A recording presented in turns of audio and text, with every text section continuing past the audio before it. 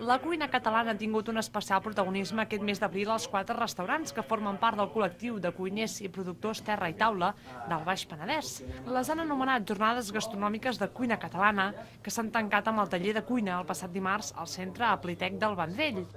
Els 4 cuiners dels restaurants de Terra i Taula, davant d'un aforament complet, donaven consells per cuinar a casa receptes que parteixen de la cuina mediterrània i sempre amb productes del Baix Penedès.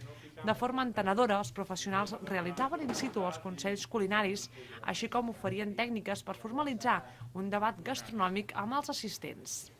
A la cassola una mica d'aigua, perquè això és 100% aigua, l'espinac aquí sembla que n'hi hagi per 4 persones, i no n'hi ha per mitja persona, no? Vale? I sol passar que agafem l'espinac, sembla que condeix molt i no condeix massa. Vale? Fiquem la cassola al foc, en aquest cas els farem saltejats, afegim una mica d'oli, un bon oli.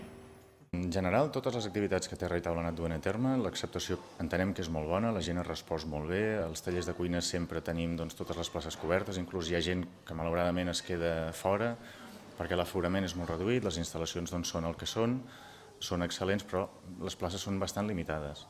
En aquest cas, l'aula és plena, la gent queda molt contenta, en altres activitats que hi ha les visites a finques o que els restaurants van adaptant les cartes en funció de les jornades que anem fent, bé dedicades al calçot, bé dedicades a l'oli, la gent està responent molt bé.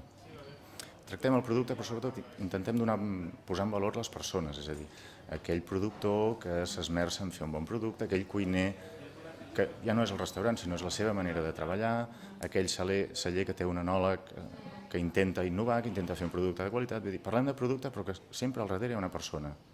A vegades el més senzill és el més difícil, perquè el senzill s'ha de fer bé.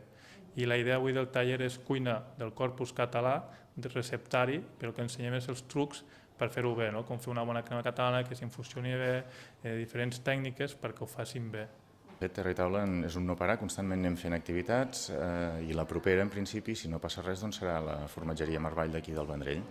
Llavors, en principi, seguirem, si fa no fa, el mateix patró que hem vingut seguint fins ara, que és jornades als restaurants, visita, en aquest cas, a l'obrador de la formatgeria, taller de cuina també on el protagonisme serà el formatge. El protagonista serà el formatge, això no vol dir que no intervingui l'oli o l'ou, altres productes dels integrants de Terra i Taula. El taller de cuina finalitzava amb la degustació dels plats en petits tastets, acompanyats amb el vi proposat pels enòlegs del col·lectiu. Els cuiners de Terra i Taula utilitzen en el seu dia a dia productes de la comarca per oferir receptes de cuina catalana a l'apartat Receptes amb maridatge a la web www.terraitaula.cat.